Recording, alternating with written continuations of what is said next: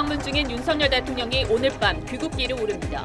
윤 대통령은 마지막 일정인 하버드 연설에서 워싱턴 선언이 북한 핵보유를 인정하는 것은 아니며 우리도 마음먹으면 1년 내에 핵무장할 기술을 갖고 있다고 했습니다.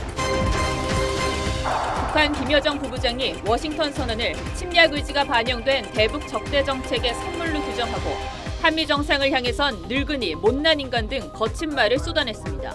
선제적 핵무기 사용 가능성도 시사했습니다. 한일 양국이 다음 달 초 한국에서 정상회담을 여는 방향으로 조율 중이라고 일본 언론이 보도했습니다. 대통령실은 조율 중이라는 입장인데 성사되면 5년 만에 일본 총리 방한입니다.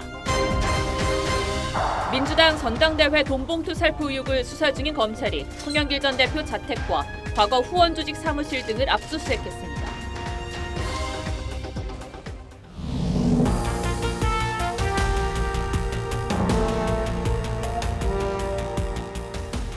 시청자 여러분 안녕하십니까. 뉴스7의 김명우입니다. 윤석열 대통령이 모든 방미 일정을 마무리하고 오늘 밤 귀국길에 오릅니다. 한미 정상회담에 이은 워싱턴 선언과 한국 정상으론 10년 만에 미 의회 연설까지 굵직굵직한 뉴스가 많았던 순방이었습니다. 마지막 일정인 오늘 새벽 하버드대 강연과 면담 일정에선 핵 무장과 관련한 생각을 밝혔습니다. 먼저 보스턴에서 김정우 기자가 보도합니다. 하버드대 연단에서 국제관계 전문가인 조지프 나이 교수와 마주한 윤석열 대통령이 대담 중 한국의 핵 보유와 관련해 입장을 밝혔습니다. 만약에 북한의 핵 보유를 인정한다면은 대한민국도 핵을 보유하고 양자 간의 핵 분축이라는 문제가 남을 수 있는 것인데 확장 억제를 강화한 워싱턴 선언이 북한의 핵 보유를 인정하는 건 아니라며 조건부로 설명한 건데 독자 핵무장 가능성을 묻는 학생 질문엔 기술적으로 1년 내 핵무장이 가능하다고 했습니다. 마음을 먹으면 빠른 시일 내에 심지어는 1년 이내에도 핵무장을 할 수 있는 그런 기술 기반을 가지고 있습니다. 다만 핵은 단순 기술뿐 아니라 정치와 경제 등 다양한 이해관계를 고려해야 한다며 70년 전 재래식 기반의 한미 상호방위 조약에 핵이 포함돼 워싱턴 선언으로 업그레이드 됐다고 설명했습니다. 백악관이 어제 워싱턴 선언이 사실상의 핵 공유를 의미하는 건 아니라며 사실상 미국과 핵을 공유하는 것처럼 느끼게 될 거란 김태효 안보실 1차장의 설명과 온도차를 보인 데 대해 대통령실은 미국이 말한 건 나토식 핵 공유라며 용어에 집착할 필요가 없다고 했습니다. 여권에선 김 차장의 표현이 정교하지 못했다는 지적도 나왔습니다. 대통령실은 동맹과 자유란 이번 방미의 화두가 정상회담과 의회 연설을 통해 성공적으로 구현됐다고 평가했습니다. 미국 보스턴에서 TV조선 김정우입니다. 윤 대통령은 하버드대 연설에서도 자유를 강조했습니다. 순방 기간 내내 민주주의와 함께 자유를 유독 강조해왔는데 자유를 무시하는 전체주의의 결정판이 바로 북한이라고 직격했습니다. 미 의회 연설에서 6.25 영웅의 가족들을 호명한 것처럼 이번에도 연설 도중 단상으로 내려가 6.25 전사자 유족에게 감사를 표했습니다. 역시 보스턴 현지에서 홍현주 기자가 전하겠습니다. 윤석열 대통령은 하버드대를 자유의 전당으로 부르며 민주 세력 등으로 위장한 자유와 민주주의를 위협하는 이들을 늘 경계하고 속지 말아야 한다고 말했습니다. 특히 자유를 무시하는 결정판은 북한이라고 했습니다. 북한의 불법적인 핵무기 개발과 핵 협박은 한반도만이 아니라 주변국, 나아가 세계의 평화와 자유를 심각하게 위협하고 있습니다. 그러면서 우크라이나 전쟁은 국제법을 위반한 침공이라며 우크라이나 지원에 대해선 다양한 옵션이 있다고 했습니다. 윤 대통령은 연설 도중 하버드대 재학 중 6.25 전쟁에서 숨진 전사자의 유족들을 찾아 연단 아래로 내려가 직접 감사 인사를 전했습니다. We remember your family. 면담에서 조세프 나이 교수는 윤 대통령에게 K-팝과 같은 소프트 파워 강국으로서의 입지 강화 방안을 질문했습니다. 윤 대통령이 소프트 파워는 국가가 나설 일이 아니며 불필요한 규제가 있다면 풀어줘야 한다고 답하자 나이 교수는 학생이었다면 A를 주겠다며 치켜 세웠습니다. 국가는 만약에 불필요한 규제가 있다면은 그 규제를 해체하는 것만이 Well, I would say that's a perfect answer. You would get an A at the Kennedy School. 이날 하버드대 강연엔 400여 좌석에 1,000명 넘게 신청자가 몰렸고 케네디 스쿨 선임연구원으로 재직 중인 박영선 전 장관도 참석했습니다. 이곳 하버드대 메모리얼 처치에서 6.25 전쟁에서 전사한 졸업생 18명을 추모한 윤 대통령은 하버드대 연설을 마지막으로 국빈 방미 일정을 모두 마무리하고 잠시 뒤 귀국길에 오릅니다. 보스턴에서 TV조선 홍현주입니다. 윤 대통령의 방미 마지막 날 북한은 워싱턴 선언에 강하게 반발하는 입장을 냈습니다. 워싱턴 선언에 담긴 문구들을 일일이 짚어가며 한국과 미국을 모두 비난했는데 두 정상을 겨냥한 거친 발언도 나왔고 선제적 핵 공격을 의미하는 표현까지 동원했습니다. 구민성 기자가 보도합니다. 북한 김여정이 한미 정상이 합의한 워싱턴 선언에 대해 가장 적대적이고 침략 의지가 반영된 대북 적대 정책의 산물이라고 반발했습니다. 윤석열 대통령의 방미 이후 첫 반응입니다. 김여정은 동북아 정세는 불안정한 흐름에서 벗어날 수 없게 됐다며 강도 높은 도발을 예고했습니다. 적들에게 더욱 분명한 안보 위기를 체감시키고 극도의 불안과 공포에 시달리게 할 것이며 김여정의 입장엔 억제력의 제2의 임무란 표현도 동원됐는데 필요시 선제적으로 핵무기를 사용하겠다는 의미로 해석됩니다.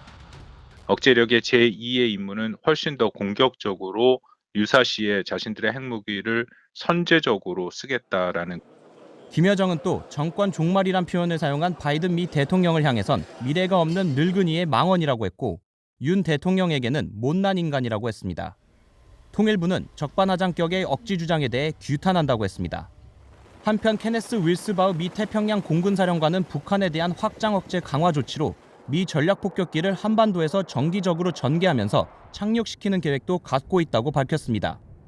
핵무기를 탑재할 수 있는 미 전략폭격기 B-52가 2016년 한반도에 착륙한 적은 있지만 지금까지 괌 기지에서 날아와 전개된 뒤 다시 돌아갔습니다. TV조선 구민성입니다. 이번 윤 대통령의 미국 국빈 방문으로 한반도 주변국들의 움직임은 매우 명확한 구도를 만들고 있습니다. 한미일과 북중러의 뚜렷한 대립구도라고 볼 수 있을 것 같습니다. 이런 가운데 한국과 일본 두 나라가 다음 달 초 한국에서 정상회담을 여는 방향을 조율하고 있다고 일본 언론이 보도했습니다. 우리 대통령실 역시 협의가 진행 중인 사실을 부인하지 않고 있습니다. 성사되면 기시다 총리로선 첫 방한이자 2018년 이후 5년여 만에 일본 총리 방한입니다. 최원희 기자가 보도합니다. 윤석열 대통령과 기시다 후미오 일본 총리는 지난달 정상회담에서 관계 회복을 선언하며 12년 만에 셔틀 외교 복원도 약속했습니다. 両国の首脳が形式にとらわれず、頻繁に訪問するシャトル外交を再開させることで一致をいたしました。 기시다 총리의 답방 시점을 두고 다음 달 7일과 8일 한국을 방문해 정상회담을 여는 방향으로 양국이 조율 중이라고 일본 언론들이 보도했습니다. 회담 의제로는 북핵 대응 문제, 반도체 등 경제협력을 비롯해 강제동원 해법 진행 상황 등이 전망되고 있습니다. 일본 총리의 방한은 2018년 2월 아베 신조 당시 총리가 평창올림픽 개회식을 찾은 게 마지막이었습니다. 방한은 당초 다음 달 중순 일본에서 열리는 G7 정상회의 이후로 예상됐지만 윤 대통령의 국빈 방미 이후 한미일 협력의 속도가 붙으면서 앞당겨지는 분위기입니다. 대통령실 고위 관계자는 공식 결정된 바가 없다면서도 조율 중인 사실을 부인하지 않았습니다. 한미일 3국은 G7 정상회의 기간 정상회담 개최도 조율 중으로 일본 언론은 한일 정상이 단기간 잇따라 오가게 되는 것이라고 전했습니다. TV조선 최원입니다. 이처럼 한국과 일본의 관계 개선에 속도가 붙으면서 얼어붙었던 두 나라 경제 관계에도 훈풍이 불고 있습니다. 일본 정부가 한국을 수출 심사 우대국 화이트 리스트에 다시 지정하기로 하면서 경제 제재의 마지막 걸림돌도 사라지게 됐습니다. 이 내용은 이유경 기자가 자세히 설명해드리고 곧이어 전문가에게 한반도 정세에 대해 조금 더 들어보겠습니다. 기시다 일본 총리의 방한 추진 사실이 알려지기 직전인 28일. 일본 경제산업성은 한국을 화이트리스트에 다시 포함하겠다고 발표했습니다. 일본 기업이 반도체 등 무기 생산으로 이어질 수 있는 물품을 한국에 수출하려면 심사를 받아야 했는데 이 절차가 예전처럼 간소화되는 겁니다. 일본이 한국을 화이트리스트에서 뺀 건 지난 2019년. 한국 대법원의 일제강점기 징용 피해자 배상 판결에 대한 보복 조치였습니다. 旧朝鮮半島出身労働者問題を含め、韓国側からの否定的で非合理的な動きが相次ぎ、 그러자 우리나라도 전략물자 수출 우대국에서 일본을 빼고 세계무역기구 WTO에 제소했습니다. 최악으로 치닫던 양국 관계는 윤석열 정부 들어 징용 문제에 새로운 해법을 제시하면서 풀리기 시작했고 한일 정상회담에서 수출 규제 회복의 계기를 마련했습니다. 日韓間で経済安全保障に関する協議を立ち上げることといたしました。 우리나라가 WTO 제소를 철회한 데 이어 일본이 화이트리스트에 한국을 다시 지정하자 재계는 환영했습니다. 일본으로부터의 소재 부품 수입에 있어서 절차상 좀 불편함이 있었는데 많이 사라질 걸로 예상이 되고 이르면 6월 절차가 마무리되면 한일 경제관계는 문재인 정부 이전으로 회복하게 됩니다. TV조선 이유경입니다. 네, 이번 한미 정상회담은 한미동맹 70주년에 맞춰 열려 그 자체로도 상당히 중요한 의미를 갖고 있습니다만 회담 결과에 대해선 전문가들마다 평가가 다릅니다. 정치권의 평가 역시 크게 엇갈리죠. 고려대 남성욱 교수에게 몇 가지 질문을 더 하겠습니다.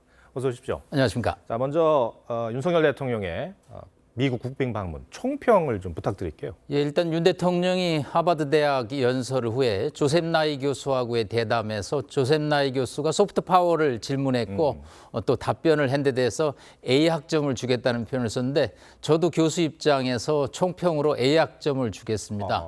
일단 가치 동맹에서 신뢰를 바탕으로 행동하는 동맹을 이번에 워싱턴 선언에 담았기 때문에 12년 만에 국빈 방문에서 상당한 성과라고 볼 수 있겠습니다. 예, 후하시네요. 네, 아무래도 이 정상회담은 양측이 일종의 신뢰를 다시 한번 확인하는 절차입니다. 예. 안보와 경제로 구성이 돼 있는데 경제 문제는 이제 협의를 앞으로 실무적 차원에서 계속 해나가야 되고요. 안보 문제에서는 뭐 진일보한 것은 분명합니다. 네. 구체적으로 좀 질문을 드릴게요. 이번 방미 중에 가장 주목되는 것이 이제 워싱턴 선언. 그 중에서도 한국과 미국의 핵 협의 그룹으로 볼 수 있을 것 같습니다. 나토의 핵 기획 그룹과는 어떤 차이가 있는지 비교를 좀 해주세요. 네, 일단 영어로 N이죠. NPG, 나토식입니다. 1966년 나토 27개국을 대상으로 소련의 핵위협을 방어하기 위해서 미국이 5개국의 핵무기를 배치를 하고요. 양측이 이제 계획하고 협력하는 체제입니다. 반면에 이번에 워싱턴에서 우리는 이제 NCG죠. C가 이제 컨설테이티브라는 단어를 쓰는데 협의를 하는 것입니다. 차이점은 핵무기는 나토에 있고 저희는 없죠. 그러나 이제 미국 입장에서는 한국의 우려, 핵위협이 지금 가속화되는 상황에서 우려를 불식시키는 차원에서 일단 1단계 조치를 취했다고 볼 수 있겠습니다. 과거의 확장 억제 협의체보다는 분명히 진일보한 핵 대응 조치라고 볼 수 있겠습니다. 예, 그 핵 우산과 관련해서요. 우리 대통령실은 사실상의 핵 공유다라는 취지로 설명을 하고 있는 것 같은데 미국 측의 설명을 들어보면 꽤 온도차가 있거든요. 어떻게 봐야 됩니까? 예, 미국 입장에서는 NPT 체제를 유지하려고 그러죠. 핵 비확산, 전 세계 핵이 확산되는 것을 절대적으로 막겠다는 입장입니다. 하지만 북한의 핵 위협이 강화되는 상황에서 한국의 우려를 불식시킬 필요가 있죠. 그렇기 때문에 핵 협의체를 이번에 이제 공식적으로 만든 겁니다. 한미 간에. 예. 그러나 이제 핵 공유까지는 다음 단계의 또 조치가 있겠죠. 아마 북한의 핵 위협이 더 강화되고 계속된다면 우리 NCG가 나토식의 NPG로 갈 수밖에 없을 것입니다. 그러나 미국 입장에서는 억제 이번 협의를 위해서 북한의 핵 도발을 사전에 차단함으로써 핵 확산을 이제 막겠다라는 그런 입장이기 때문에 우리 용산 안보실과의 약간의 해석에 차이가 있을 수 있다고 볼 수 있겠습니다. 오늘 이제 일본 언론 보도로 나왔어요. 기시다 총리가 다음 달 초에 우리나라에 방한을 할 수도 있다, 조율 중이다 이런 내용인데 상당히 이 방미와 맞물려서 한일 관계 개선에도 속도가 붙는 모양새인 것 같습니다. 네, 3월에 윤석열 대통령이 전격 일본을 방문해서 정상회담을 했죠. 일단 이제 미국을 다녀왔고 다시 이제 기시다 총리의 한국 방문으로 셔틀 외교가 완성이 되는 것입니다. 사실은 G7 히로시마 정상회담 이후에 기시다 총리가 방한하는 것으로 예상되어 있지만 G7보다는 빨리 한국을 방문하는 조치는 아무래도 한미 정상회담 이후에 한미일 협력을 강화하기 위한 일본의 조치로 볼 수 있겠습니다. 예. 이 한미일과 북중러의 대립구도가 고착이 되는, 그러니까 신냉전 체제가 고착된다라는 관측이 나오는 것도 사실인데, 이렇게 되면은 한반도 정세는 안정화한다고 볼 수는 없지 않습니까? 네, 일단 윤석열 대통령의 방미 키워드가 자유, 프리덤이었습니다. 자유를 공유하는, 가치를 공유하는 국가들과의 협력을 강화하는 거죠. 그러나 이제 북중러는 자유보다는 전체주의 체제라는 단어를 쓸 수 있기 때문에 우리의 가치와 충돌이 있을 수 있겠죠. 그러나 또 우리가 한중관계, 한러관계에서 또 국익이 있을 수가 있죠. 경제협력 관계에서. 아마 윤석열 대통령이 한일 정상회담을 5월에 한 이후에는 한중관계 또 한러관계 개선을 통해서 경제협력의 문제를 아마 풀어야 될 것으로 보입니다. 예, 알겠습니다. 교수님 분석 잘 들었습니다. 고맙습니다. 감사합니다. 네, 민주당 전당대회 돈봉투 살포 의혹을 수사 중인 검찰이 핵심 당사자인 송영길 전 대표의 집과 과거 후원 조직 사무실을 압수수색했습니다. 귀국 닷새 만에 송 전 대표를 향한 강제 수사에 나선 겁니다. 주원진 기자입니다. 송영길 전 대표 자택에서 검찰 수사관들이 나옵니다. 수사하시는 거예요? 검찰은 송 전 대표가 현재 거주 중인 서울 송파구 집과 옛 거주지인 인천 계양구 한 아파트를 동시에 압수수색했습니다. 송 전 대표 외곽 조직으로 설립됐던 먹고 사는 문제 연구소와 당대표 경선 당시 캠프 관계자 집도 압수수색 대상에 포함됐습니다. 검찰은 2021년 전당대회를 앞두고 이정근 전 민주당 사무부총장과 강내구 정 감사 등의 공모해 송 전 대표 당선을 위해 국회의원, 대의원 등에게 9,400만 원을 살포한 것으로 보고 수사를 벌여왔습니다. 송 전 대표는 돈봉투 살포 사실을 몰랐다며 혐의를 부인했습니다. 후보가 그런 캠프의 일을 일일이 챙기기가 어려웠던 사정을 말씀드립니다.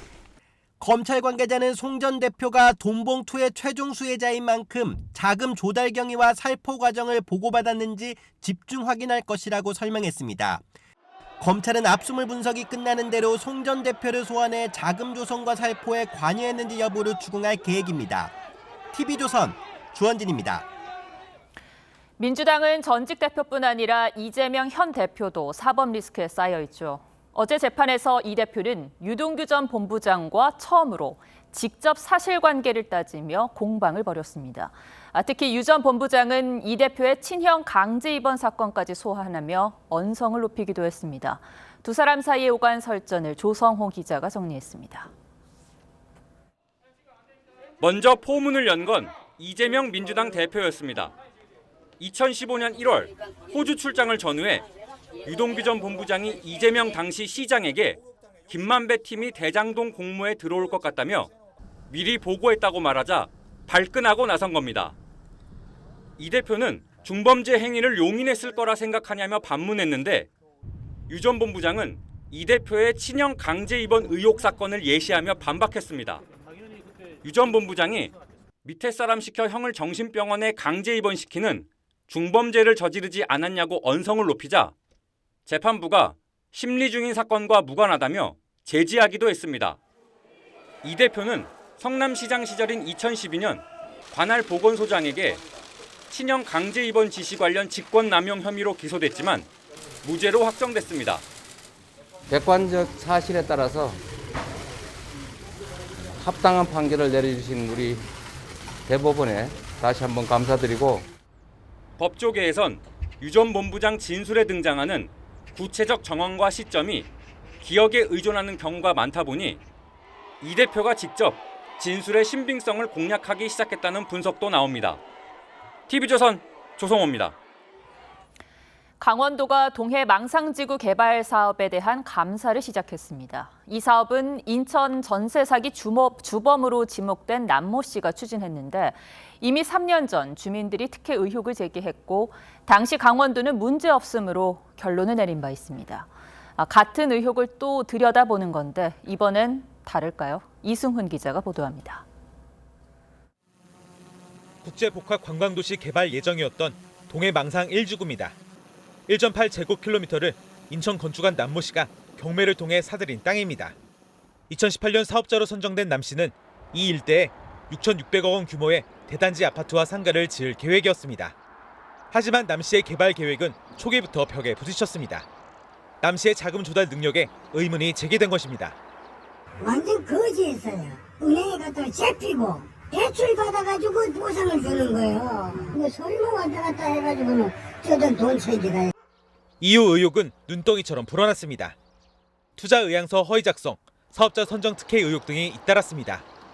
지역 주민들은 지난 2020년 11월 망상 1지구 사업자 선정 특혜 의혹과 사업 취지에 맞지 않는 9,000세대 건립에 대한 특별감사를 강원도에 요청했습니다. 당시 강원도는 감사 결과를 문제없음으로 결론 내렸고 이듬해 주민들 진정으로 시작됐던 검찰 조사도 혐의 없음으로 끝났습니다. 오히려 주민들은 사업을 방해한다는 이유로 고발당했습니다. 지사가 우리를 고발하는 겁니다. 정말 황당했고 강원도는 행정 형태가 완전 무너졌구나. 긴급 감사를 하고 있는 강원도가 3년 만에 다시 수면 위로 떠오른 의혹들에 대해 이번에는 어떤 결론을 내놓을지 관심이 쏠리고 있습니다. TV유선 이승훈입니다.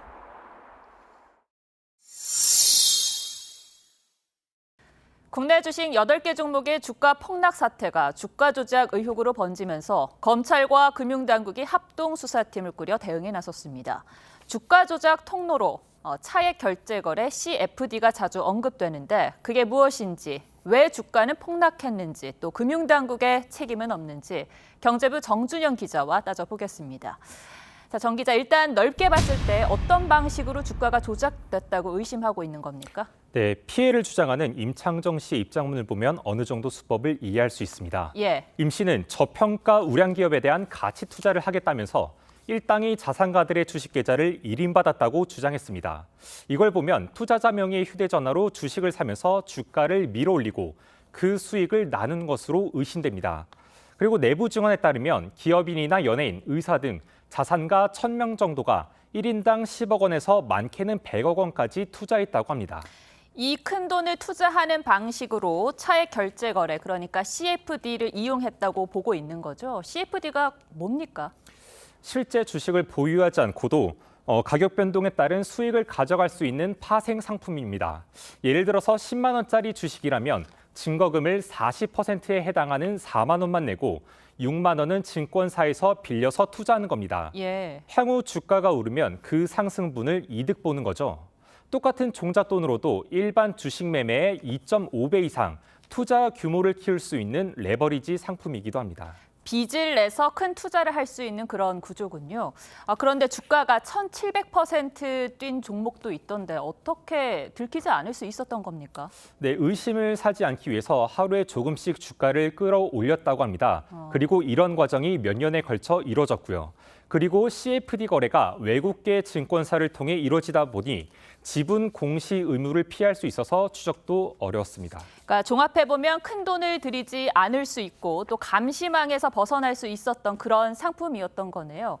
그런데 CFD가 주가 폭락의 원인이라고 볼 수 있습니까? 네, 빚을 내서 투자 규모를 키웠던 만큼 주가 하락에 따른 손실도 커지기 때문인데요. 그리고 증권사가 손실을 줄이기 위해 주식을 시장 가격에 팔아버리는 반대 매매 위험도 있습니다. CFD 투자자들이 받았다는 문자를 보면 일정 증거금을 유지하지 못하면 다음 날에 주가가 일정 비율 아래로 폭락하면 실시간 반대 매매가 이루어집니다. 반대 매매 물량에 일반 투자자들의 투매가 이어지면서 일주일 새 8개 종목 시가총액이 8조 원이 증발했습니다.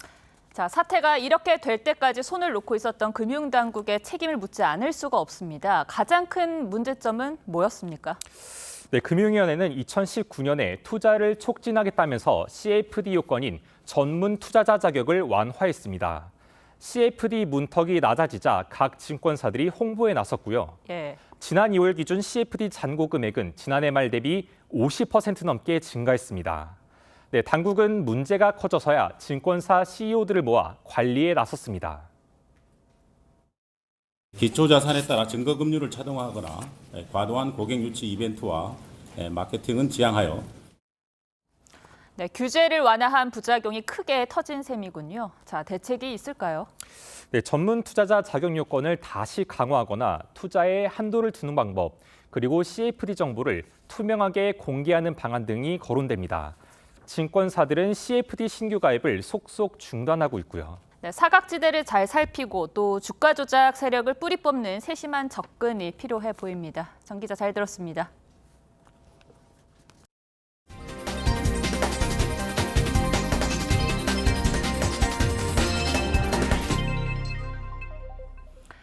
네, 전남 한평에는 순금으로 만든 황금 박쥐 조형물이 있습니다. 수십억 원을 들이면서 혈세 낭비 지적과 함께 애물단지 취급을 받았었는데요. 최근 금값이 올라 가치가 140억 원대로 껑충 뛰었습니다. 그러자 좋은 기운을 받겠다며 황금 박쥐를 보려는 사람들의 발걸음이 이어지고 있습니다. 이심철 기자가 취재했습니다. 날개를 활짝 펼친 박쥐 조형물이 무리지어 설치돼 있습니다.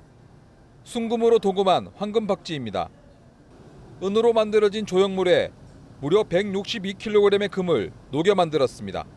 너무 좋아요. 값어치 있고 싶은 부자가 되고 싶어요. 황금 박쥐는 2008년 제작 당시 금값만 30억 원 정도 들었습니다. 한평군이 관내에 붉은 박쥐 집단 서식지가 발견되자 이를 기념하기 위해 만들었는데 혈세 낭비라는 꼬리표가 따라다녔습니다. 하지만 최근 금값이 오르면서 140억 원까지 5배 정도 몸값이 치솟았습니다. 또 이를 보기 위해 전국에서 관광객들이 몰려들고 있습니다.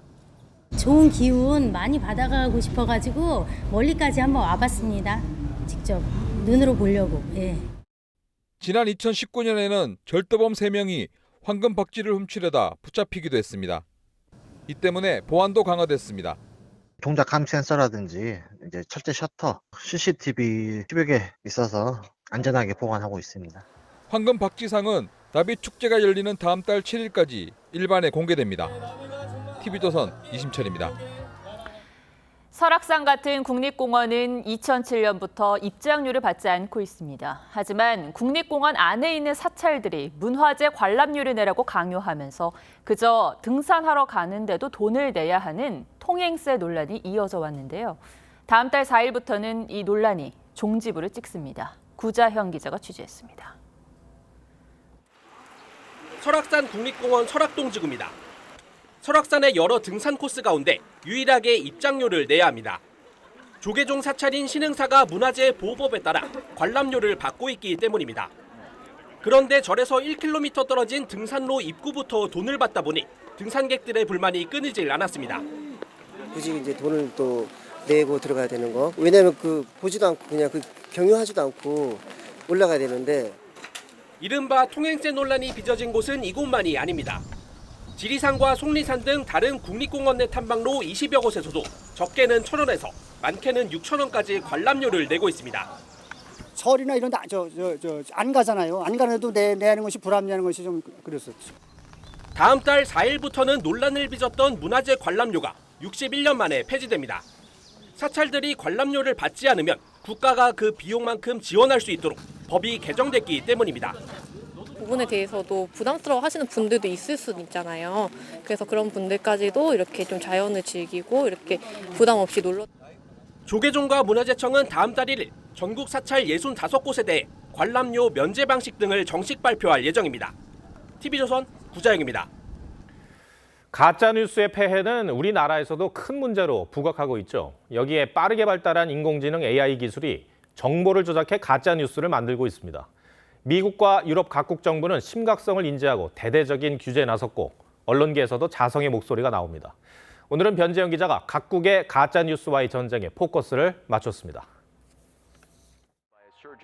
불법 이민자들이 몰려오고 거리엔 실업자들이 넘쳐납니다. 마약과 범죄가 기승을 부리고 금융 시스템은 마비됐습니다. Financial markets are in free fall as 500 regional banks have shuttered their doors. 마치 바이든 행정부에서 벌어진 일처럼 보이지만 공화당 지지자들이 재선된 바이든을 주제로 인공지능 AI를 사용해 만든 광고입니다. AI가 정치판 비방용으로만 쓰이는 건 아닙니다. 불의의 사고로 병상에 누워있는 포뮬러 1의 황제 미하엘 슈마허. 은둔 생활 10년 만에 단독 인터뷰가 독일의 주간지에 실렸습니다. 그런데 알고 보니 기자가 AI에 질문을 하며 쓴 거짓 기사였습니다. This technology is very, very good at basically creating fake news stories. Ultimately, the technology is all about producing text which sounds very plausible. 규제를 도입할 겨를도 없이 빠르게 발전한 AI 기술. 가짜뉴스로 돈벌이와 각종 범죄에 악용되면서 미국과 유럽 정부가 결국 칼을 빼들었습니다. 미 연방거래위와 법무부 등은 AI 위법 행위에 대한 모든 법적 권한을 행사하겠다고 했고, 유럽연합은 디지털 서비스법을 강화해 허위 정보가 번지기 쉬운 테크 기업들을 대상으로 규제에 나섭니다. They're going to be new, they're going to be hard to understand, and so the benefits of regulation are kind of amorphous, but we know that it has to happen. 미 언론계에서도 자성의 목소리가 나옵니다. 폭스뉴스는 간판 앵커 터커 칼슨이 극우 유권자의 입맛을 맞추기 위한 가짜뉴스로 회사에 손실을 입혔다며 해고했습니다. 대선 조작 뉴스를 퍼뜨린 혐의로 폭스뉴스가 개표기 제조사에 1조 원을 배상하기로 합의한 지 일주일 만입니다. The truth matters. Lies have consequences. 같은 날 반대 진영 CNN에선 트럼프를 맹공해온 앵커 돈 레몬의 계약 해지를 통보했습니다. 뉴스7 포커스였습니다. 지난해 10월 29일 이태원 참사가 발생한 지 벌써 반년이 지났습니다. 소중한 가족을 황망하게 떠나보냈던 그날의 장소엔 오늘 하루 추모객의 발길이 이어졌습니다. 유족은 물론 이태원 상인들도 여전히 아물지 않는 깊은 상처에 힘들어하고 있었습니다. 임서인 기자가 이태원을 둘러봤습니다. 참사 당시 골목에 있었던 잡화점 주인은 12년 장사를 접어야 할지 고민 중입니다. 당시 트라우마에서 벗어나지 못하고 있어서입니다. 내 집 앞에서 이게 젊은이들이 그렇게 많이 희생되고 양심이 가책되고 그래서 이 자리를 좀 뜨든지 그만두든지 하려고. 실내 포장마차를 운영하던 자영업자는 생존을 위해 자구책 마련에 나섰습니다. 이태원 유동인구가 줄면서 저녁 장사만으로는 버티기 힘들어졌기 때문입니다. 낮에 이제 뭐 배달도 하고 뭐 이제 외국인 손님이 그래도 오시는 편이거든요. 그래갖고 이제 그걸로 이제 매출을 이제 보강을 하고 있죠. 기억의 길이란 이름이 붙여진 그날의 골목엔 빗속에도 추모 발길이 이어졌습니다. Make me very sad because I also have young children. So that's why I come here to pay respect. 유가족 협의회 측이 서울광장에 설치한 합동분향소를 지키는 유족들의 한숨도 여전합니다. 참사 6개월이 지난 지금까지도 책임지는 사람이 아무도 없기 때문에 저희 가족들이 길거리로 나와서 유족과 시민단체들은 진상규명을 위한 특별법 제정을 거듭 촉구했습니다. TV조선 임서인입니다. 옷깃만 스쳐도 엄청난 통증을 느낀다는 대상포진 환자가 해마다 70만 명 넘게 발생하고 있습니다. 피로와 스트레스가 쌓여 면역력이 떨어지면 발병하는데요. 특히 50대 이상에서 많이 나타납니다. 이 대상포진에도 골든타임이 있다는데 차정승 기자가 설명하겠습니다. 40대 박모 씨는 일주일 전 머리를 바늘로 후비는 듯한 통증을 느꼈습니다. 정수리와 이마에 생긴 붉은 포진에서 깜짝 놀랄 고통이 이어졌습니다. 커피를 마시다가도 움찔해서 놓친 적도 있어요. 샤워기에서 물이 떨어졌는데도 움찔하고 이렇게 아프니까. 대상포진은 어릴 때 수두에 걸렸거나 예방접종을 한 사람에게서 나타납니다. 몸속에 남아있던 바이러스가 체내 면역력이 떨어진 틈을 타 다시 증식하는 건데 초기 증상은 몸살 감기와 비슷하지만 신경이 지나가는 길을 따라 띠 모양으로 물집이 생기면서 심한 통증을 유발합니다. 대상포진 환자는 지난 2021년 72만 명으로 해마다 70만 명 넘게 발생하고 있습니다. 면역력이 떨어지는 50대 이상이 65%에 달하는데 고령화 사회가 되면서 환자도 계속 늘고 있는 겁니다. 대상포진은 심할 경우 수개월간 만성 통증이 지속될 수 있는 만큼 초기에 통증을 줄이는 적극적인 치료가 중요합니다. 골든타임이 있거든요. 72시간 내에 항바이러스제가 들어가야 돼요. 신경이 많이 파괴되기 전에 바이러스가 치료가 이제 돼야 돼요.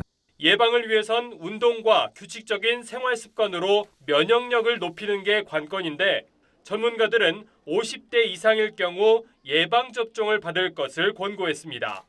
TV조선 차정승입니다.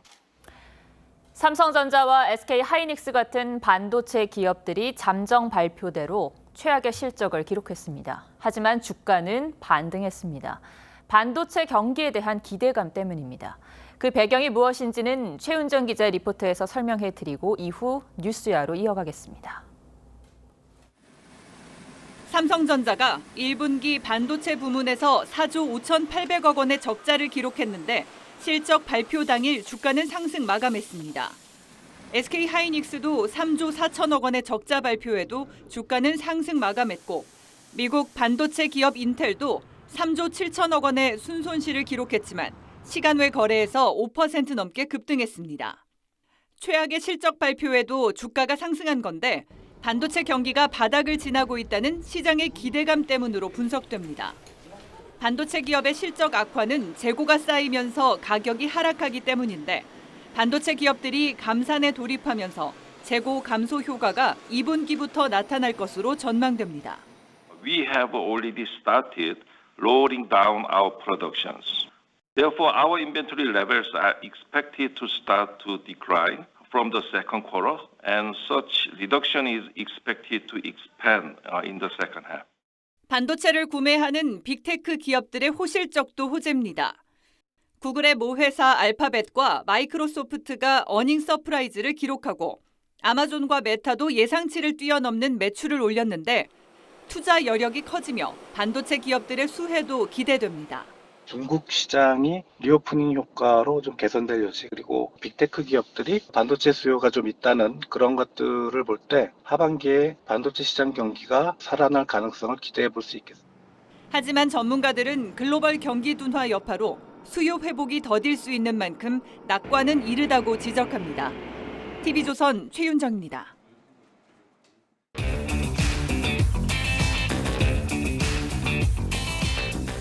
뉴스야 시작합니다. 정치부 김아린 기자 나와 있습니다. 첫 번째 물음표 볼까요? 네, 첫 번째 물음표는 단호해진 김기현입니다. 국민의힘 김기현 대표가 이 김재원 최고위원 설화 등에 대해서 무르게 대응했다는 비판이 있어 왔는데 좀 달라진 겁니까?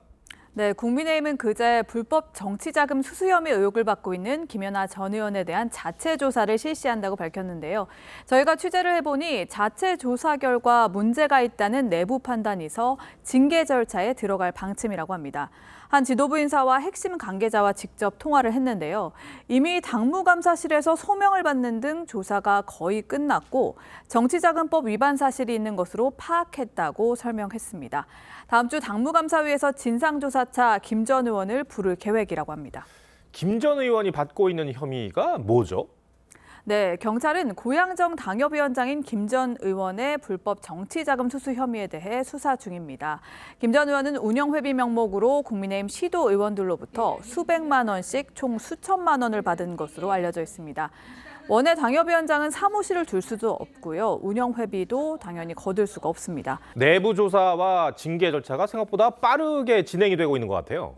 네, 당 지도부는 당무감사위 발족과 동시에 김 전 의원에 대한 진상 조사를 요청을 했는데요. 이재명 대표 보란 듯이 조사를 시작한 거라는 해석도 있습니다. 이 대표는 송영길 전 대표의 전당대회 돈봉투 의혹에 국민의힘 김연아, 박순자 전 의원은 어떻게 되고 있냐 이렇게 반문한 적이 있죠. 김 대표는 이걸 민주당의 물타기로 보고 비공개 회의에서 우리가 선제적으로 조사해야 한다고 촉구했다고 합니다. 이번 기자회견 좀 어떻게 보셨나요? 김연아 의원은 어떻게 돼가고 있어요? 몰라요? 우리 박순자 의원 수사는 어떻게 돼갑니까? 관심이 없으신가 보군요.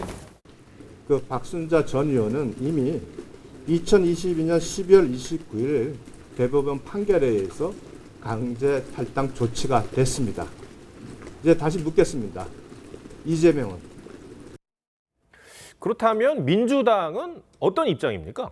이재명 대표는 당 차원의 조사가 없냐는 질문에 그럴 상황이 안 된다고 답했고요. 윤관석, 이성만 의원 탈당 조치 여부에도 답을 하지 않았습니다. 저희도 진상 조사를 해서 조치를 하고 싶은데 실제로 조사할 수 있는 권한이나 상황이 되지 못하는 걸 여러분도 잘 아시지 않습니까? 네, 그럴 상황이 안 된다. 특별한 이유가 있는 겁니까? 당이 강제 조사권이 없는 만큼 사실 규명을 하기에는 한계가 있다 이런 설명인데요.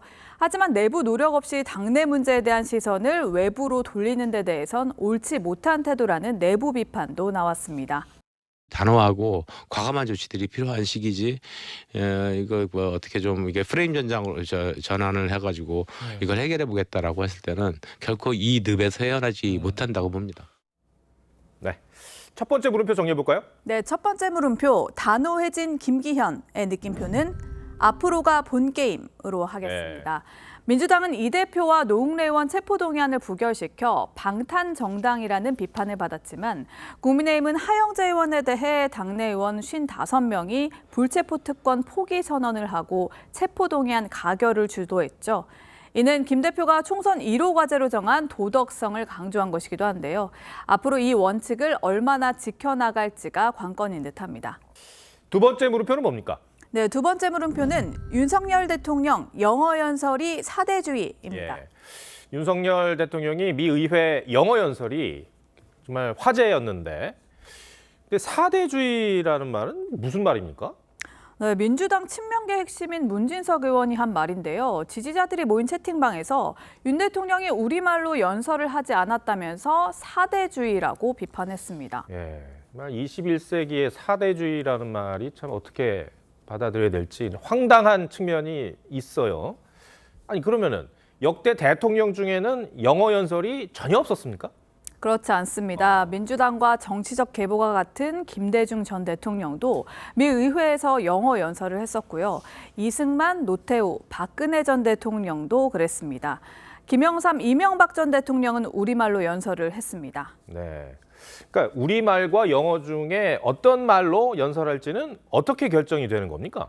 네, 당시 국제 정세나 대통령의 영어 실력 이런 여러 요소들을 고려한다고 하는데요. 예. 김대중 전 대통령은 옥중에서 뒤늦게 영어 공부를 했지만 영어 연설을 마다하지 않았고요.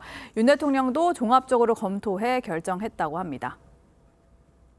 Indeed, it has been the linchpin safeguarding our freedom, peace and prosperity. 반면 영어 구사가 자유로웠던 이명박 전 대통령은 사석에서는 영어를 썼지만 공식 연설은 우리말로 했는데요. 회고록에서 외국 정상의 자국어 사용은 그 나라 자부심이 걸린 문제라고 여겼다고 설명하기도 했습니다. 그러니까 전임 대통령들 모두 본인들의 판단에 따라 필요한 언어를 썼다고 볼 수 있습니다. A Korean who had fought with his life, living by those immortal words, give me liberty or give me death. Okay, if you will allow me, I'll speak in Korean. Yeah, please. 지금 저희가 이제 화면에서도 봤습니다만 이게 그러니까 이번 윤 대통령의 영어 연설을 사대주의로 몰아붙이는 거는 전혀 말이 안 되는 것 같은데요. 네, 맞습니다. 이미 전 세계인들이 K-팝의 한글 가사를 따라 부르는 상황임을 감안하면 더욱 그렇죠. 김대중 전 대통령 당시 영어 연설 평가를 묻는 여론조사에서도 국제 감각과 친근감을 보여줘서 효과적이었다는 호평이 60% 넘게 나오기도 했습니다. 네, 알겠습니다. 두 번째 물음표도 정해볼까요? 네, 두 번째 물음표. 윤석열 대통령 영어 연설이 사대주의의 느낌표는 반대를 위한 반대일 뿐으로 하겠습니다. 과거 박근혜 전 대통령이 영어 연설을 했을 당시 정청래 의원은 한국말로 노래한 싸이와 비교해서 비판을 했다가 반대를 위한 반대라는 논란이 일자 그를 지웠습니다. 더구나 영어는 이제 국제 언어임을 부인하기 어렵고요. 우리나라도 국제 원조를 받던 나라에서 세계 10위의 경제 강국이 됐는데 사대주의 논란은 철진한 주제로 봐야 하지 않을까 싶습니다. 네, 김아린 기자 잘 들었습니다.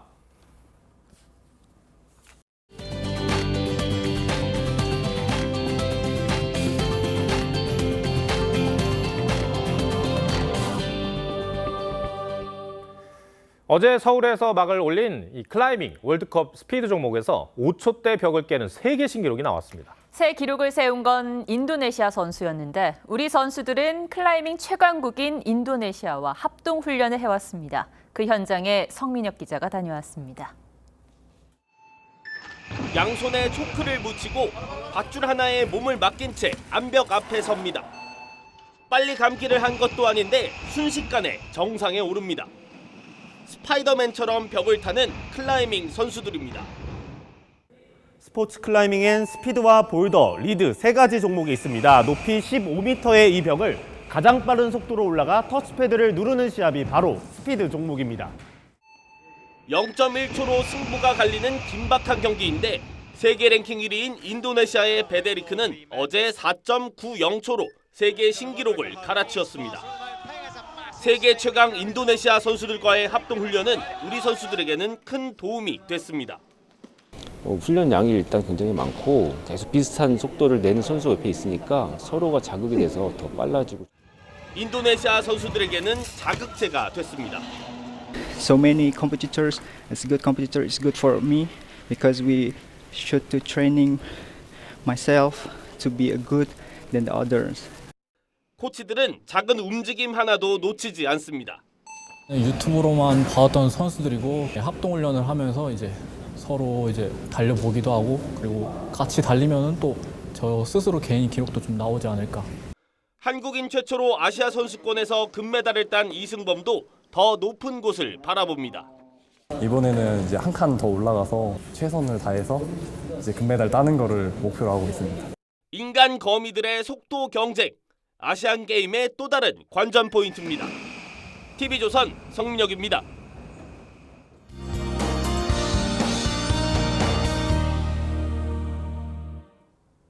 주말 시작부터 찾아왔던 비가 지금은 대부분 소강 상태에 접어들었습니다. 다만 내일 새벽까지도 일부 지역에서는 오락가락 빗방울이 떨어질 수 있겠고요. 내일 늦은 오후부터 밤사이 경기 북부와 강원 영서 북부에는 요란한 비가 한 차례 더 지나겠습니다. 내일도 강한 바람에는 주의하셔야겠는데요. 영동과 경북 북부, 제주 산지에서는 최대 순간 풍속이 초속 20에서 25m에 달하는 강풍이 예상됩니다. 내일 아침 서울과 대전이 8도로 오늘보다 더 쌀쌀하겠는데요. 반면 낮 기온은 오늘과 비슷하거나 조금 높아서 일교차가 크겠습니다. 국외 미세먼지가 유입되며 오늘 밤 남부지방의 먼지 농도가 높아지겠고 호남과 제주는 내일 밤에도 일시적으로 나쁨 수준을 보이겠습니다. 다음 주 아침 기온이 점점 오름세를 나타내겠습니다. 날씨였습니다. 네, 4월 29일 토요일 뉴스7 마치겠습니다. 함께해 주셔서 고맙습니다.